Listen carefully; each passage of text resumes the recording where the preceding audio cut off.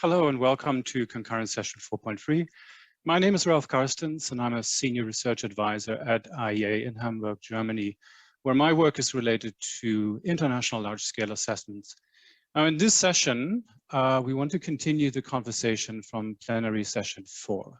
Based on the discussions we heard on days 1 and 2 and the summary that was just presented in the plenary, this session will zoom in into the field of monitoring and evaluation, unpack, and try to highlight a set of practical and concrete recommendations on how to best capture progress and impact, and these two words are important, progress and impact made in the achievement of Target 4.7 and transformative education more widely. I'd like to introduce our speakers today that will give us some really great insights from national and regional work. First up, we will hear in a moment from Ms. Monika Reti. She's a representative of Hungary in the UNESCO Working Group on Monitoring of the ESD strategy. Mr. Hilera Unkporote, he's a coordinator of the Program for the Analysis of Education System, also known as PASEC. And Mr. Guy Roger Cabat, coordinator of the Observatory on the Quality of Education, and both are at the Conference of the Ministers of Education of French-speaking countries, Confirmem. And then Mr. An Vinh Ly, Deputy Director General from the Vietnam Institute of Educational Sciences. We also want to engage you in the audience in this conversation as experts in this segment through Slido. So we prepared 2 questions for you, and we plan to pick up on your inputs and your views as we go through the conversation. Let me start with a couple of reflections from my side on what I've heard, what we have heard in the forum so far. And basically there is an optimistic view and a realistic view. The optimistic view is really that much progress has been made in terms of monitoring, evaluation, and data. There was an earlier initiative called the Brookings Learning Metric Task Force 2.0, very ambitious, only matched by how quickly it disappeared. But I'm really happy that Aaron a moment ago talked about this unique nature in the current time and transformative education and the attention given to it. Throughout the forum, we heard plenty new insights and data on the global and regional and national level, the UNESCO Education International Teacher Survey, the GRAIL 5, the Global Report on Adult Learning and Education, ICCS 2016-22 and likely 2028, where we at the IEA want to pick up some of these notions better, PISA, the innovation module from our colleagues in Latin America, CPLM in the Asia Pacific. And by now also a lot of attention has gone into the regional and local relevance and perspectives. For example, APSEU's work on a feasibility study to better capture GCED indicators in the Asia Pacific. And I'm really looking forward to the conversations with our colleagues from the Francophone part of Africa. There is work in the UNESCO Institute for Statistics, the Global Alliance to Monitor Learning, its technical cooperation group on 4.7, and generally more attention, progress related to life skills and socio-emotional learning and its monitoring, manifested, for example, through UNICEF's Life Skills and Citizenship initiative for the OECD's study into social and emotional skills. So it's not surprising, and I think this was in the concurrent session 2.3, that the vast majority of the attendees in the forum agree that data is important. The realistic view is a bit different, as we can see that these initiatives are there, but they're few and far between, and sometimes also vary dramatically in terms of their thematic focus, their depth, and their coverage. 4.7 and its global and thematic indicators are struggling to cover the various levels like the curriculum, the classroom, the outcomes level in systematic ways, setting benchmarks. And there are proposals to also better capture the breadth of the underlying skills.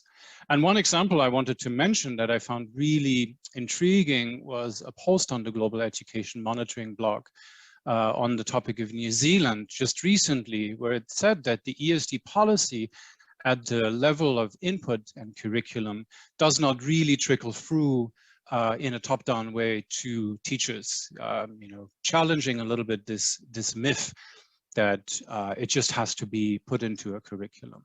So we can see the future is here, but really not evenly distributed. And I'd like to hear a little bit more from our speakers on this and how they approach monitoring and evaluation, in particular conceptual confusions. This was mentioned a moment ago, and the tensions that also came up in the plenary session 4. And some of them are political. When you look at the discussion board, many people will say that transformative education is about challenging the status quo. And that could be contrary to a view and an intention to maintaining and cementing it rather than challenging it.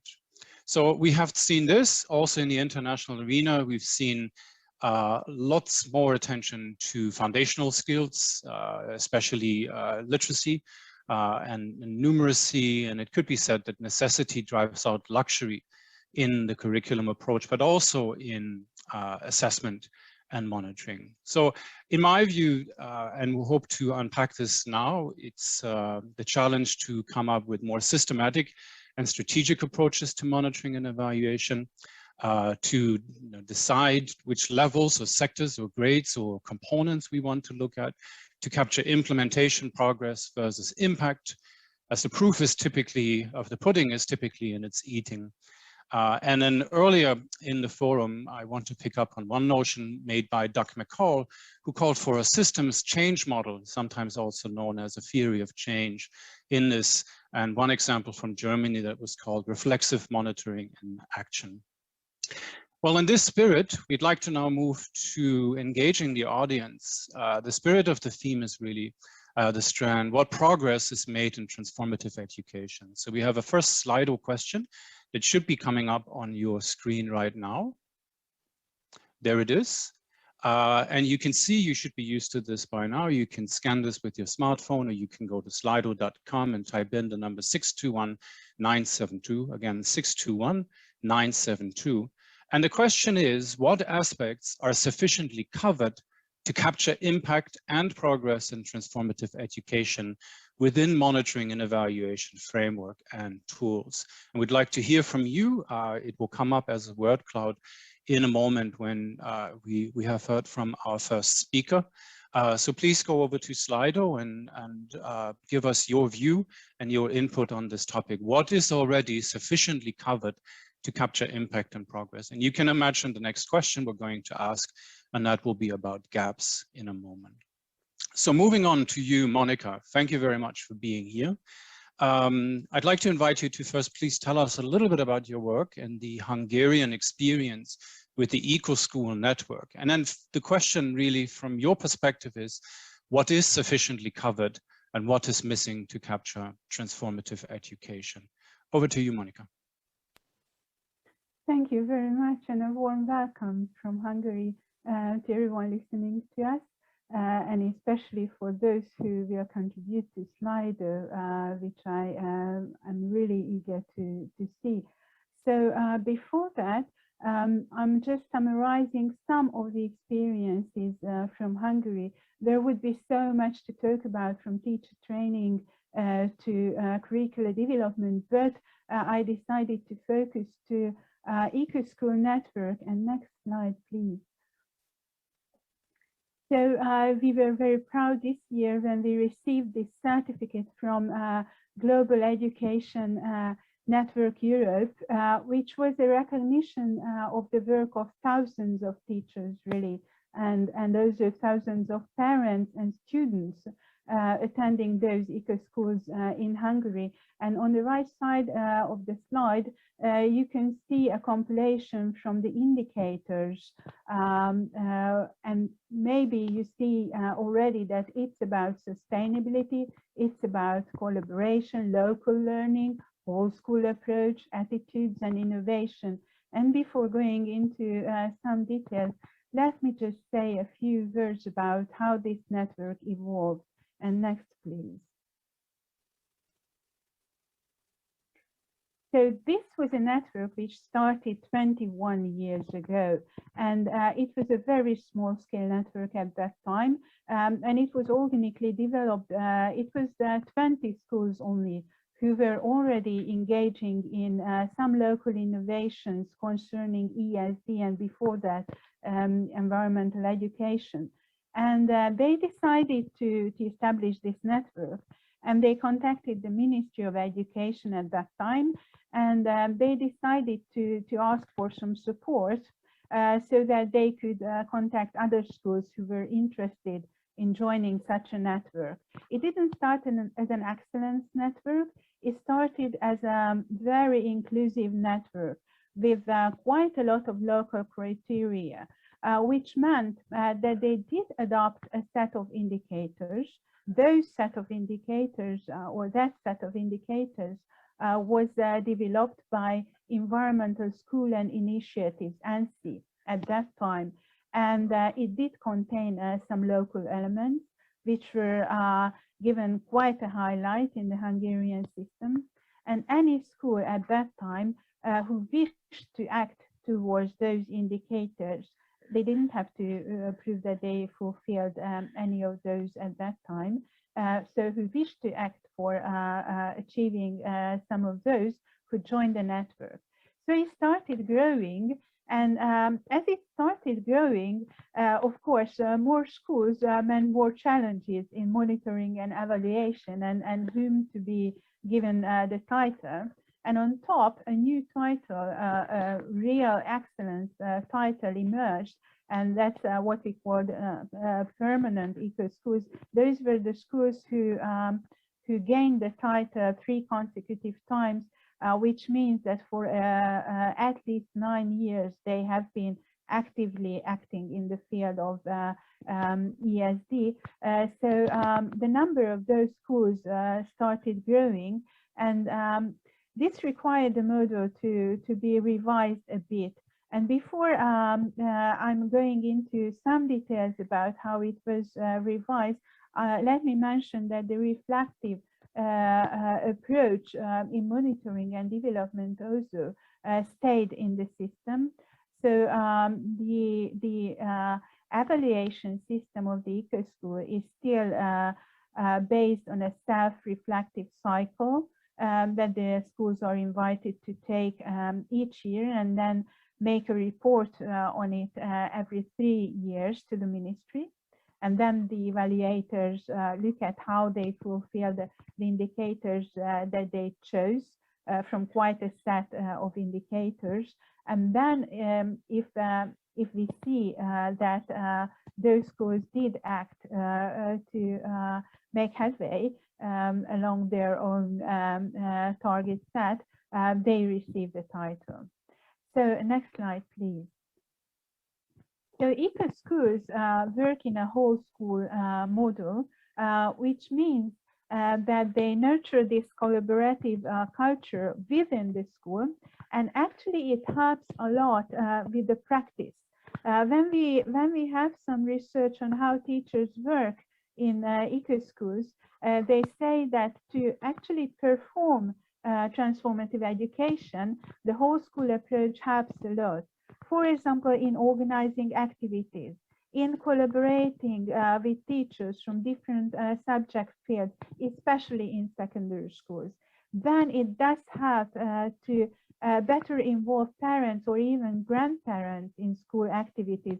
We could see some very nice examples of intergenerational learning with this. They also envision this diversity of the community and the school itself as a value and a resource, and they try to build knowledge in a way to include this. And of course, their work has a strong environmental aspect, and also the whole system of evaluation encourages them to reflect on their targets or goals which were not achieved in the previous cycle, why they were not, if they were relevant for them at all, or maybe they should set something else to them, and to build their own ways, if they are relevant, to build their own ways to tackle those challenges or those aims that haven't been achieved yet for them. So it's a very important feature, again, in the evaluation and the assessment of their work, that no one says that, okay, you're a loser, you couldn't fulfill this and this indicator, but to see that this is a chance for development, And this is a chance for reflection, because maybe, and here I refer to one slide by Mr. Alexander Light, that it's very important to discuss or reflect on what to measure, and also what or how to measure those. And I challenge also how much consensus is needed in this aspect, because maybe not all schools need all those challenges to be brought to them. For example, in the eco-school network, we have primary schools, but we have also vet schools included, and of course it's not the same challenge for 6-year-olds or educating 6-year-olds than to educating 20-year-olds, for example. Next slide, please. So how transformative are they? This is a permanent question to us, and here I brought the 1978 model by Mesurov, augmented by quite a new research which came out this year. And this also reflects on the slide we've just seen in the previous plenary, that the context is extremely important. For example, eco-schools in Hungary do quite well when it comes to rational discourse, disclosure and discourses, and critical reflection. For example, they do reflect on local and global problems, try to connect them in their own work, for example, in terms of energy or some topics. But being aware of the context, we experience that some very tangible issues, like, for example, energy consumption or water consumption or food waste, are much or seem much easier for schools to touch upon and apply that transformative pedagogy with than some other issues, for example, the social aspects or the economic aspects of sustainability. So maybe in the measuring, some more challenges could be brought about the context, and that it remains a bit less topic dependent. And then one more thing is the effective elements of learning are very strong in eco-schools, and it links to individual experiences in transformative education. And we are aware that there are brilliant initiatives of measuring social and emotional skills. For example, as Ralph mentioned, in the OECD framework. And we also were coping with this problem in the UNESCO indicator network, whether and how to capture the emotional and social learning which takes place in ESD settings. And actually, maybe the local or local criteria could help to better understand how this takes place with this. I would also say that in Hungary, we could place a bit more emphasis on formative assessment or encouraging formative assessment in eco-schools. And we do try with some indicators, but somehow or else, most schools wouldn't pick on those indicators for the time being. But they are very good at co-creation, experimental and explorative learning and innovation, which were also brought about in the previous session as features improving transformative pedagogy. So before finishing, the next slide, please. If you have a growing network, of course, it pushes you to act for quantitative research, and I'm very well aware of who the session leader is here. So I'm not saying that it's something which is unnecessary. It's a very important approach, but the qualitative research and involving some kind of deep shaft local researches into what is going on actually in the school could be as well beneficial. For example, in Hungary, we've just had 25,000 students responding a questionnaire on ESD in their school. But what came out from that is a very general view of what we are good at. And when you go into school's life, you can see, for example, with action research, you can see quite a lot of missing areas that you could still integrate. And my very last remark is connected to that. With such a research, we've just learned a week ago that in one region in Hungary, where the number of ECO schools started growing, the number of school leavers started dropping.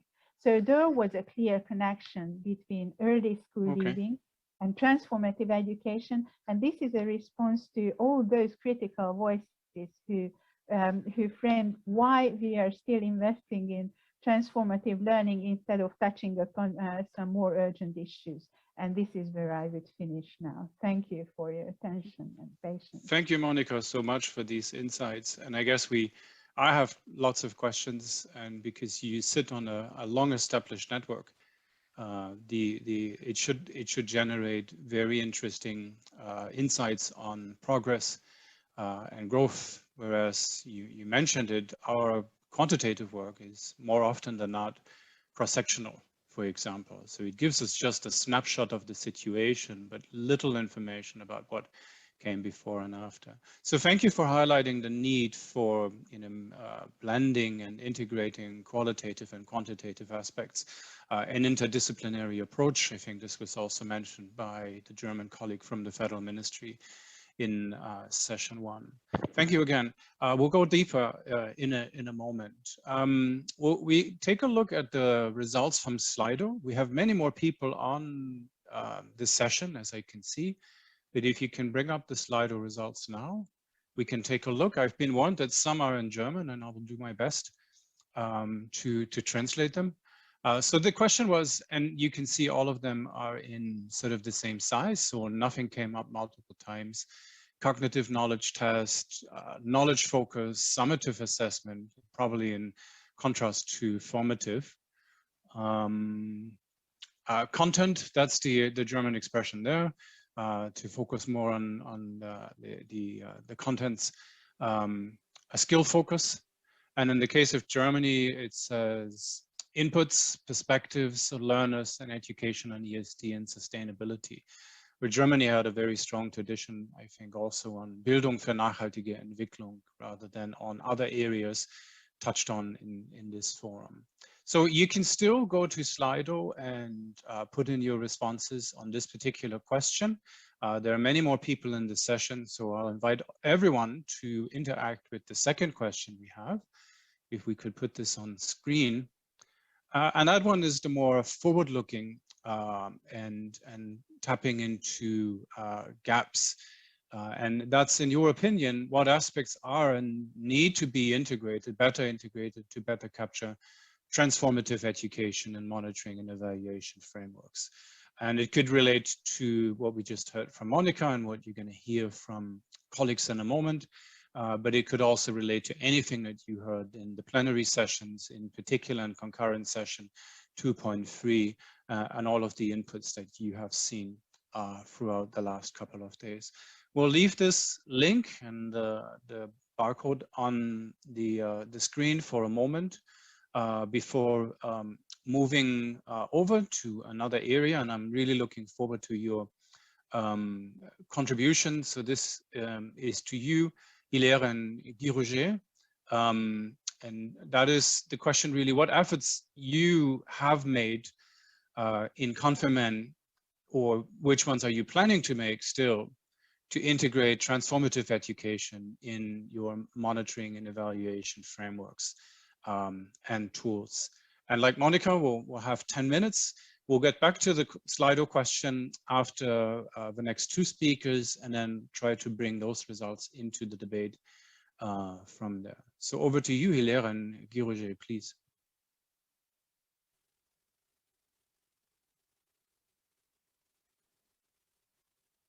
Merci, Monsieur Raf. Merci pour la question. Et je remercie aussi les participants à cette session très importante.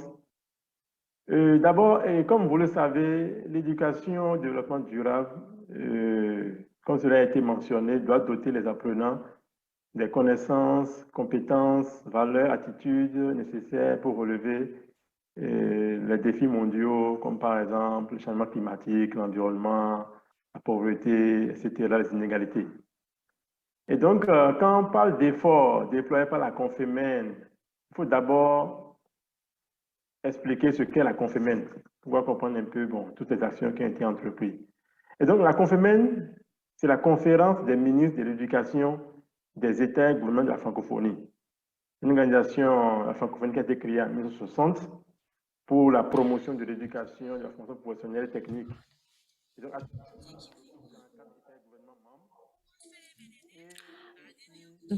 in the Confémen, there are many state countries, and we are currently undergoing many different projects regarding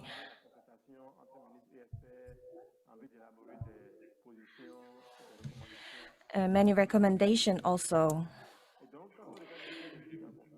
So when we look at the missions of Confémen, Confémen is always at the heart of discussions about political dialogue and international regional issues. Therefore, Confémen has put in place a program that we call the PASEC, which is in place starting 1994. A lot of people already know PASEC as an evaluation program. So Confémen deployed the PASEC program to monitor the quality of education, and also in order to continue the discussion over educational systems. So PASEC is a program of the Conference of Ministers of Education of States and Governments of La Francophonie. And we are also working on many Asian countries such as Laos and Vietnam, Cambodia. We're also working about the status of teachers. In 2014, the PASEC published an evaluation and assessment report. And in 2019, it was the second evaluation report that we published. So as you all know, we are measuring the competency of students at the beginning and end of primary and secondary school, especially in mathematics, and also the success factor. So those two reports that we currently held showed us that there are still many challenges in order to increase the competencies of our students.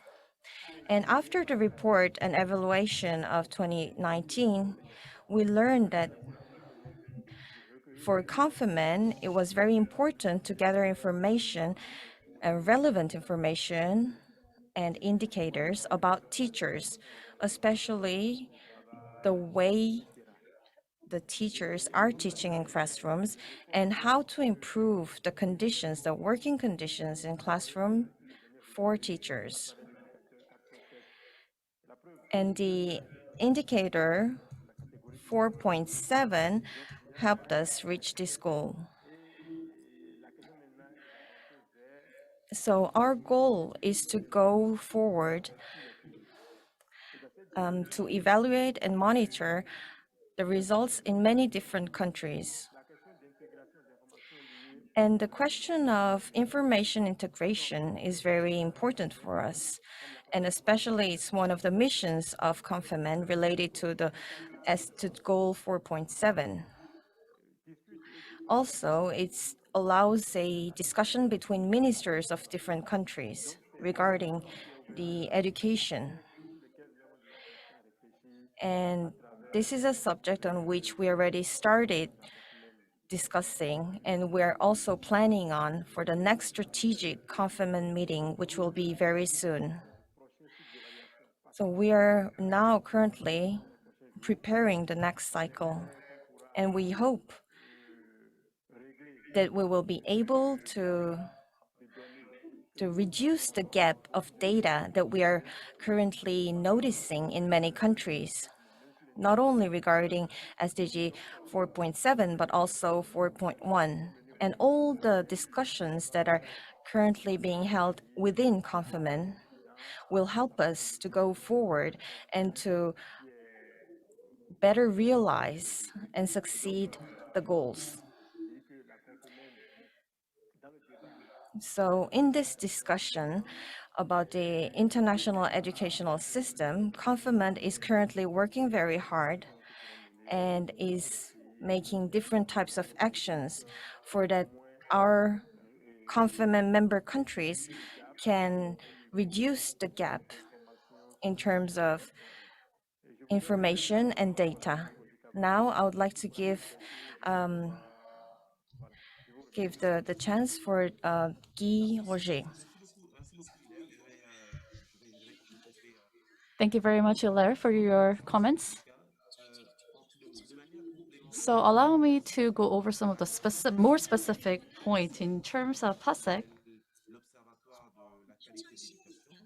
In 2016, we established what is called the OQUE, Organization for Quality Education, so that Confirmation and PASEC, so that it can work together with PASEC.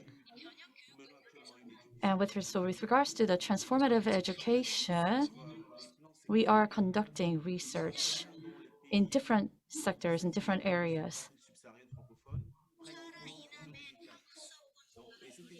So there are 70 countries in the sub-Saharan region, and these 17 countries, as to how they will be able to assess this goal 4.7,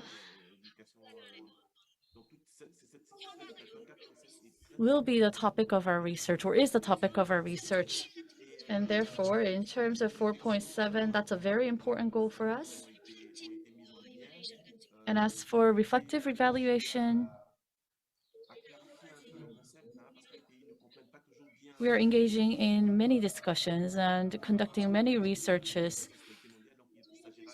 In that regard,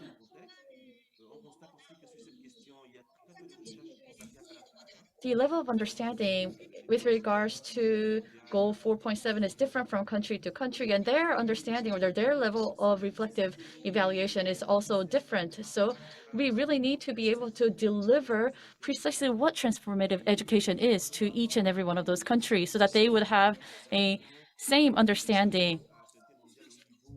And we are currently trying to engage the participation of French-speaking countries, and so that the outcomes of our studies will be applied at a local and global level. And I think Hilaire talked about the integration of indicators going forward. So we will have to seek for ways to integrate the indicators. That should be one of our top priorities. And each country needs to really focus on this issue, and we're trying to deliver that message to each and every country. So we would have to provide individual support to each country. That is my personal view. In particular, once again, I'd like to emphasize that the issue of integrating indicators is highly important. And that's also the stance of the Confirmation.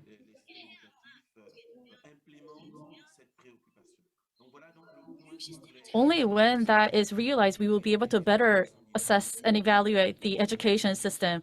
So I just added to the comment that Hilaire made earlier. Thank you for listening. Thank you so much for these really valuable insights, because in a way, the dialogue you have with members and countries is a smaller version of this forum and the dialogue happening, amongst UNESCO members. And that's interesting. I think it also echoes a dialogue that I'm aware of in, for example, Latin America, where countries also jointly need to determine what they see as targets, important aspects to include in a regional monitoring effort, and which indicators to look at, regardless of whether these are clearly articulated in a curriculum framework, which in that case, they really are not. We still have a few moments. Can you maybe reflect just a little bit what that dialogue is like? We heard in the plenary session and earlier here that there might also be tensions. So you said there are, different understandings of what 4.7 transformative education is.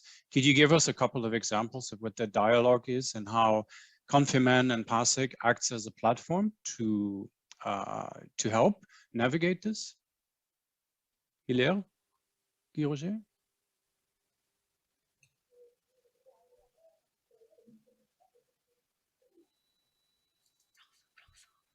Merci. Et comme je le disais tantôt, la conférence. Yes, thank you. So as you said, the ministerial meeting and that we are having regarding the point 4.7, and this meeting is a moment when ministers gather and discuss about the education system of their own country. Each country learns from other countries, learns about what works and what doesn't. And it's also about discussing a general discussion which concerns all the countries. For instance, global issues like climate change or geopolitical situation in the world. So these issues and we discuss about these kind of issues, and these opportunities allows us to know how to help our teachers and also how to implement education-related policies. So the Concurrent has a very important role to play in this process by working with them. So I believe that you can imagine how many countries have many goals to achieve, but it's also important to support them, to understand what those goals mean and what to do in order to achieve them. And it's also important to convince them to participate in evaluation and assessment, and also how to ensure the comparison between different types of data. And I believe that's the role that Concurrent is playing with ministers and in the decision-making process. Thank you. Oh, thank you. I just wanted to add that before the ministerial meeting, what we do is like the study that we're undergoing currently. Many experts gather together, share their knowledge, and they take many decisions. They gather some recommendations that they would like to give to the ministers, which can help the ministers take action on the field. That's really what I wanted to add. So the Concurrent has a very central role, and it helps harmonize the meeting. And those meetings and consultations between experts help the ministers take decisions. So in our secretariat in the Concurrent, we are actually monitoring and following up those decisions and the applications in different countries. Thank you. That's all I wanted to add. Super. I think we're on our path to some recommendations, and the model that you just described could be one of them, something that I observe also taking place in many other regions in the world. We're moving on. Thank you so much again, and we'll be back later. I want to remind our audience of the poll, the Slido poll that is still going on, so you can still participate. Our technical team has put the link and the number in the chat box just below the session video. So please engage and give us your response on what you think should be captured more in monitoring and evaluation frameworks. We're moving on to the case of Vietnam, to Mr. An Vinh Lee from the Vietnam Institutes of Science. And the question to you, Vin, is really, how does your experience differ in the context of Vietnam, and what are the priority steps you are undertaking to better capture transformative education in your curriculum? I think you're going to talk a little bit about the curriculum reform that is upcoming, and also the monitoring and evaluation frameworks. Thank you.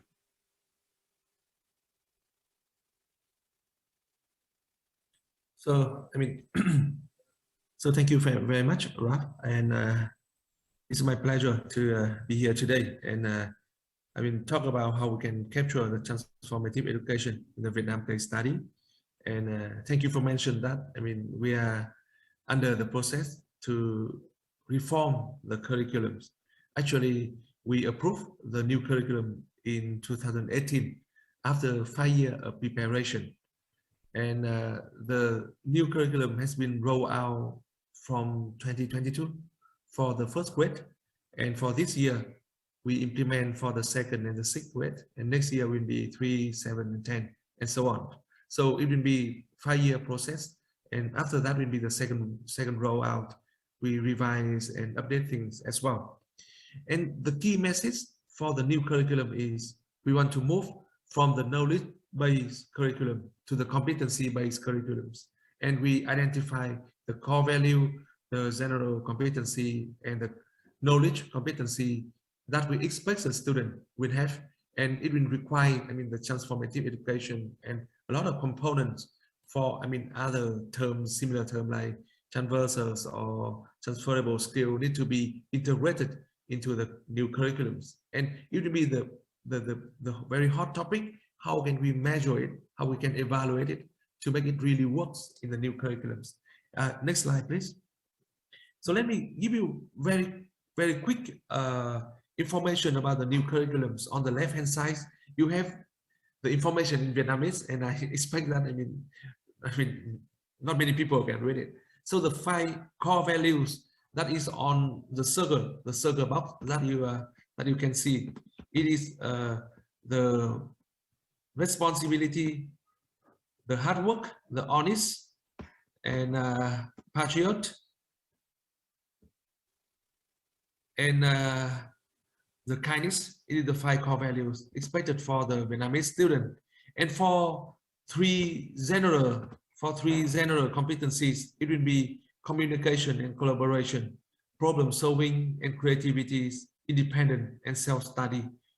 And for knowledge competency, it will be literacy, computational, ICT, physical, aesthetic, technology, and science competency. So you can see it is very comprehensive and very ambitious curriculums. When we move from somewhat is a knowledge-based curriculum, when the teaching and the learning is very monotone, into a more complex and comprehensive approach, Vietnamese students got a quite good result in all of the international assessment programs, and even for the international science Olympiad like math, physics, chemistry, and so on. I mean, generally, I mean, Vietnam ranked in the top 10 for all kinds of the assessment, but it is still a big problem. I mean, we can see about the quality, whether the student, I mean, heavily, I mean, in the rooted learning, they are not very creative and they are not very independent and with the inner motivation as we expect. That's why we want to have the new curriculums. So let me explain a little bit more about the progress, what has been done so far in the last few years, how we can shape it, and what is the most challenging, the biggest obstacle to really implement the new curriculums. Next slide, please. Okay, so if you can see from the next slide, when we review, I mean, the curriculums and how we can integrate it, the competencies in transferable competency or transformative education approach to the new curriculums, we identify these 5 components that we need to focus on. The first one is about the vision and the mission of the educational system and institution. It must contain the transformative education, and it needs to reflect it into the mission, to the core values, and in the assessment, in the strategies of the education system. And it will encourage the learner involvement in the whole process. You know, it needs to be there. It needs to be very specific and identified there. And it's really need to execute in the real classroom practice. The second component that we want to say is about the curriculums. The curriculum need to stimulate the implementation of the transformative education by interdisciplinary integration, experience learning activities with the design for the learner at the different levels. And it will be a big shift for the way we implement in the old curriculum and the new curriculums. Let me explain to you. Before 2020, in Vietnam, we have only one textbook based on the national curriculum. So basically, all of the school study the same curriculum, the same textbook. And now we open it up, so the student will have more choice and more flexibility, so they can select the approach that are most suitable for them. The point that we want to mention is about the learner participation. We need to encourage the learner to actively take part in the learning activities and the projects within and outside of the school context. And for the fourth point is about the capacity buildings. We focus on the professional development of educators and the classroom teachers regarding the transformative pedagogies. It will be the most obstacle, most challenging things when we need to do the capacity building, because somehow the student, they are even more ready than the teachers. When we, especially in the last 2 years, we can see very clear that when we talk about the digital transformation, the students are easier to adapt to the new way of teaching and learning, but maybe the more difficult will be on the teachers. Venice is the research institution belongs to the Ministry of Education and Training. We do policy, strategy development, we do curriculum and textbook developments. So let me tell you one of the recent research that we have done the surveys on the teachers and the students about the online learning during the COVID-19. And it's quite interesting when the result come out, the student the evaluation of the student, they feel that the learning is acceptable and quite good. They are more positive about the learning experience in the online environment. But for the teachers, they respond to the online teaching environment is more negative than the student. So we can see, it's very, very clear that the students are more adaptable, and we need to focus on the development of the educator and the classroom teachers if we want to make things really works. And the final point about the rising of the public awareness, it will be about how we can bring in the knowledge, the information in various channels to raise the awareness and the involvement of general public. It will be very important when the people have the same understanding of what does this mean by this term. So far, it is the third day of the conference, and we can see that the understanding will be very different from the other countries. And to be honest, in Vietnam, it's the same situation. We are very confused between different terms and the definition. And different people may approach the same problem in a different way because of their different understanding. So it is very important to focus on that. Here is one of the example. This is one of the example. I have listed the learning contents that has been developed for the national projects on the global citizenship education. It is the big project have been implemented by the Ministry of Education and Training when we want to promote the CSET and the 21st century skill in the classroom. So it will be on the 3 different domains: the knowledge content, the competency contents, and perception and awareness, the contents. So we identify that, and we can find all of this has been reflected in the new curriculums. It has been reflected in the new curriculums. Of course, we don't have the separate subjects. It will be the integrated component. So how can we really make that? It will be more difficult. So the point that I mentioned is about the capacity building. We need to focus on three groups. The first group is the classroom. Vin, should we advance the slides? I think Yeah. you have to tell the. Sorry? You have to tell the technical team to advance the slides. We're still on, yes. We are, okay, next slide, please.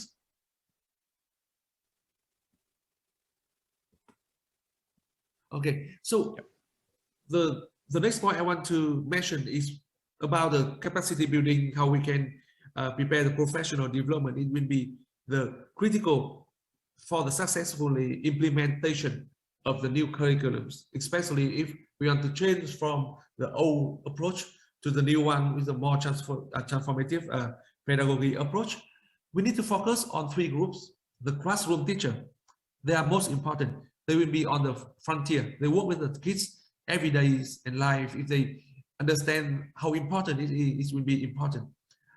School leaders, they are the key and the key factors in the education reform in Vietnam, and I believe that will be the same in other countries. If they understand, they values something, the school will go and follow that direction. So it is very important when we focus on the school leader as well, and the local authorities is also very important. And the approach for different group of the teachers or the school leaders or the local authorities maybe I mean varies and different from that. And based on some of the research has been done by Venice, we can see that some of the teachers have a big problems when they have neither knowledge or the pedagogical skills regarding to the transformative education or related terms. You know, they know the idea of that in a very vague concepts, but they have no knowledge, they have no skill to really implement that. We have some project to bring in the new material integrated into the school, but when the project is over, it's done. Yeah. So it will need to have a better way for the capacity building. Yeah, next slide, please. I'm going to end very soon. Yes, yeah, 1 minute, please. I hate to say this, but we. So for the next slide, I will go on the assessment and the monitoring of the process. We understand how important it is, but if we don't monitoring it, if we don't have the evaluation and assessment in the school, it will not happen. Especially for the Asian country and like in Vietnam, when we focus more on the performance, more on the result of the student. So far, we have not developed any specific assessment framework or mechanisms for the new curriculum. Actually, Venice are doing a national project on that. We need to develop the assessment standard for both of the core values and the competency of the curriculums. And according to a national project on the ZSS have been done by Venice, we have two findings. The first finding is among 8 children's core skill of the 21st century skill, Vietnamese students are the lowest proficient in creative, in global and the local connection skill. And the school education is showing the modest impact on the student skill for the 21st century skill. So when we do the assessment, most of the skill the student will achieve and will get in the environment outside of the school. Next slide, please. It is the final slide. So yes, we propose that we need to enable the whole school approach, rising the school education practice. We need to integrate it into the national curriculum in a more effectively way. And what we are doing is to develop the competency assessment standard. We are also doing the renovating large-scale assessment mechanisms and try to increase the awareness and the pedagogical skill of the teachers. Yeah, so far it is what we have done for the implementing of the new curriculums. Thank you very much. Thank you, Vin, so much. So I guess, and I hope that this forum for you in particular will be helpful to learn, as Guy Roger and Hilaire described it, from others, whether it's in the same region or a different region. I'd like to move quickly to the results of this Slido poll, because for the next 15 minutes or so until the end of the session, we would like to talk about actual recommendations, hear from you, but also hear from the audience on the recommendations that were made. There are plenty there. One came out more than others. It looks digital skills preparedness to be included in monitoring and evaluation frameworks, but there are plenty of others. Interdisciplinary teacher training, to name one, accountability to commitments, effective mechanisms, whole institution approaches, not only schools, but and I can't, universities too, and that hints at the tertiary sector, multicultural inclusivity, and action research on governance, in particular ESD, but I think that model can also work elsewhere. And I think a couple of the terms that we mentioned, social emotional skills, they all link to the need to have monitoring and evaluation framework like the one that Vin, you are designing, and the one that our colleagues at PASEC and Concurrent are advancing, and Monica, that you are doing, to make them more strategic and systematic and more inclusive of the aspects of transformative education to capture progress and impact. So to our three speakers, we leave this on the screen, the Slido results. Could you comment on the missing aspects in monitoring education, monitoring and evaluation to capture transformative education? Both those raised by the audience, or raised by other colleagues on the panels, and make some brief recommendations on how to fill the gaps. And this is in the view to help our colleagues at UNESCO write a session report and come up with recommendations for the plenary and the larger audience. Starting with you, Monica, for a couple of minutes, 2 to 3 minutes maximum, please. Thank you. I'm trying to phrase it briefly. So I can see, for example, the digital skills appear here. And then working on UNESCO indicators, we also had quite a debate on how to capture intelligence, artificial intelligence and fake news and other things related to digital skills.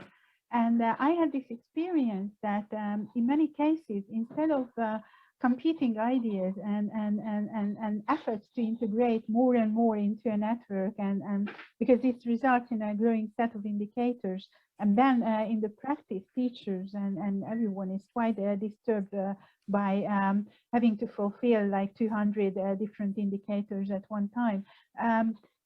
Maybe it would worth the effort to see how these interact in practice, and how some other skills strengthen the others. So that's my first remark. My second one is strengthening the regional collaboration, which is a brilliant intervention from Senegal. So we also have this experience in the Carpathian Convention network and also in UNESCO, how this is a learning opportunity for all, how we tackle challenges and what we miss. And my third one is emphasizing the systemic approach, and that was a brilliant example from Vietnam. When you try to harmonize measuring and evaluation tools, it's again an effort which is worth. Thank you. Thank you so much, Monica. And we have this in the chat, and so can capture it easily. Thank you very much for these reflections. Over to you, Hilaire and Guy Roger. What would be your recommendations after seeing audience inputs and hearing from colleagues?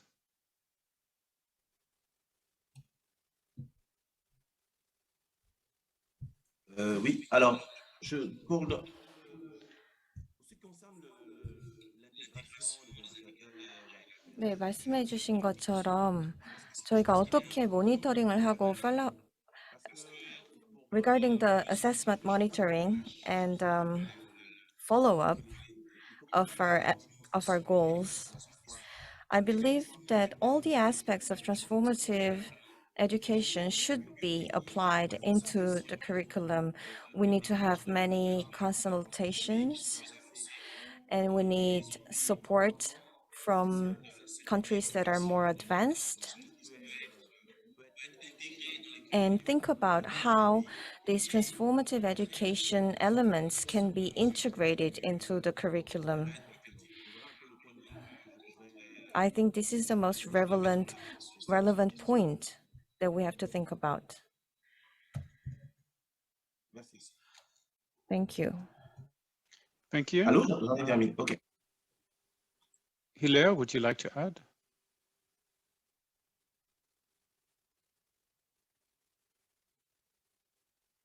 Oui, merci, Raph. Pour ma part, je pense que pour compléter Thank you for giving me the chance to speak. As for me, I would like to add something.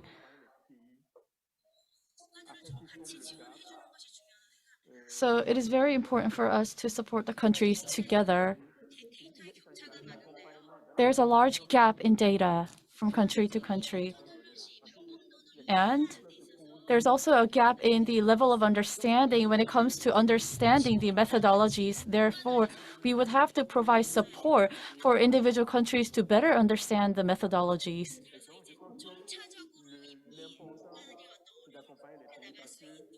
So in order for these countries to tackle the challenges that they're facing, we need to take step-by-step approaches because their level of understanding and their level of implementation is very different. So we need to first be able to identify what countries need help, what kind of help they need, and so on, and therefore provide necessary support, relevant support. As my colleague has already said before, in order for integration to take place, that kind of prior research is something that we need.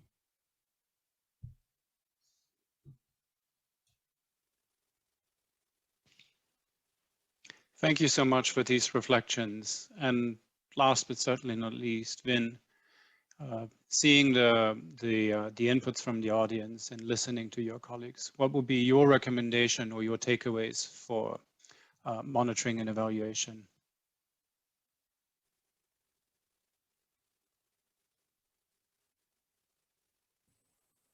Hello? Yeah, I'm sorry. I was the internet would drop from my side, so I just log back again. So for me, I mean my recommendation about the teacher training, as I mentioned through my presentation, we need to focus more about the interdisciplinary teacher trainings because each teacher, they will have their own subject, own specialized skill, and normally they always think, I mean, this subject is the most important. I need to focus more about the content, the knowledge about this subject. So if you need to have more trainings, when you can look back, you can see the interdisciplinary perspective, you understand more, I mean, comprehensive, more well-rounded approach, then they will understand more and do more about monitoring and assess and evaluation for the transformative education of the student. And from my point of view, teacher is the most important.